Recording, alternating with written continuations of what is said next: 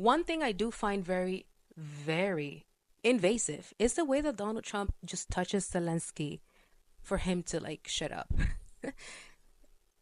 These two men are getting in a fiery argument like I've never seen before. And I feel like there is closeness in between them.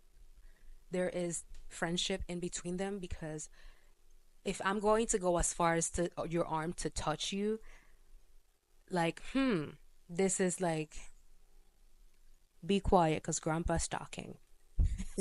Grandpa's talking. The body language in this meeting, I feel like in between them, they want to collaborate, they want to listen to each other, but there is ego in the way. There is ego on the way. Mr. President is leaning in, is trying to listen, but he's not fully grasping where Zelensky is coming from. However, Zelensky has a very good demeanor. He's calm, he's collected, but also he speaks up without being loud, very differently than Vice President Vance, who decides to raise his voice like an immature child in front of his daddy to prove a point. Because you have manpower problems. You should be thanking the president for trying to bring it into this conflict. Have you ever been to Ukraine? Did you say what problems we have? I have been to. Come once. I've actually watched and seen the stories, and I know what happens is you bring people. You have not been to Ukraine, Mr. Vice President. You did not answer the question right. Look at his body language. He's already crossing his arms because he realizes that this kid over here is just pointing fingers. Zelensky, he's avoiding. He is like, I'm over this. I'm not getting anything out of this because these two are just plotting against me because cameras are on. And I believe that President Trump is over here just like, he's over it. I feel like behind the scenes, Donald Trump genuinely wants this war to be over. Based on the body language of Zelensky, he is not open for flexibility. Putting aside whatever they're talking about and whatever we know they talked about, this room is not being flexible. There's not a lot of flexibility. I feel like everybody here is tired. I can see President Zelensky's face and demeanor.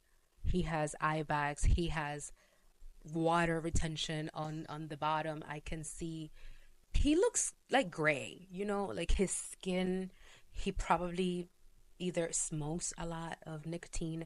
His war, I can tell he's been through some tough fucking times because even the way he dresses, which was something that a journalist brought up on a question, and Zelensky answered it and handled it in such a great way. Suit. You're at the highest level in this country's office, and you refuse to wear a suit. Just want to see if you own a suit. Yeah, problems. A lot of Americans have problems with you not Really? respecting. I don't have the such. office.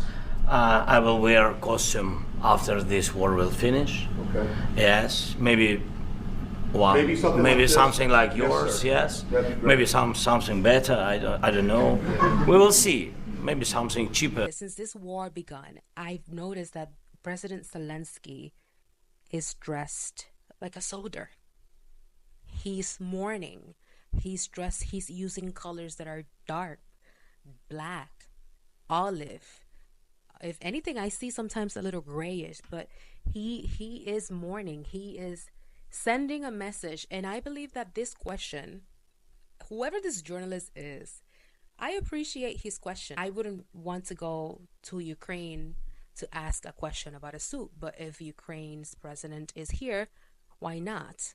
It is an important question, even though it seems stupid. In this world of politics, the way you dress is very important. You have to match to the level of elegance, to the level of class. It's a sign of respect. There is a reason why you take off your hat or your sunglasses when you are approaching someone, when you are about to address yourself towards a group of people or you're entering a place. It is a sign of respect. The same way a man is going to wear a suit and a tie. We should respect President Zelensky's choice for wearing what he wears. I believe he is on a sacrifice. He's on a journey. He's on war. He is hurting for his country and his interests as well. I'm not here to take a side. I'm not here to choose to say who's right or who's not. But I do believe that in that meeting, nobody is listening to each other, although everyone is trying to find a solution, but that's not the way. There is a point where Donald Trump, he's just raises his hand and he's like, shut up. Very good and very strong. You will feel influence. You're right now not in a very good position. You've allowed yourself to be in a very bad position, and he happens to be right about it. From the very beginning of the war. You're not in a good position. You don't have the cards right now. With us, you start having cards. Right now, you don't. You're playing cards. You're playing cards. You're gambling with the lives of millions of people. You're gambling with World War III. You're gambling with World War III. And what you're doing is very disrespectful to the country, this country, that's back to you, far more than a lot of people said they should have. You see that President Zelensky is way younger than Donald Trump. And there is that respect there. I can see it. I don't need to know what are they talking about. I can see the way Zelensky addresses himself to Donald Trump. And it's very unfair for the media to say that Zelensky owes an apology for I don't know what, or Zelensky should be grateful to be invited, as if he isn't already. Verbally, he has said it and repeated it many times. And his body language shows the respect as well, even when he's defending a point. But I believe that in here, these Vice President and President Donald Trump are on the same page about something.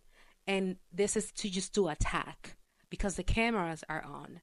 But I believe that behind the cameras, these three men will definitely respect themselves and argue in the same level and the same ground level. I hope that God blesses America and that God gives these leaders discernment, patience, strength, and wisdom to handle the problems that we have to face right now.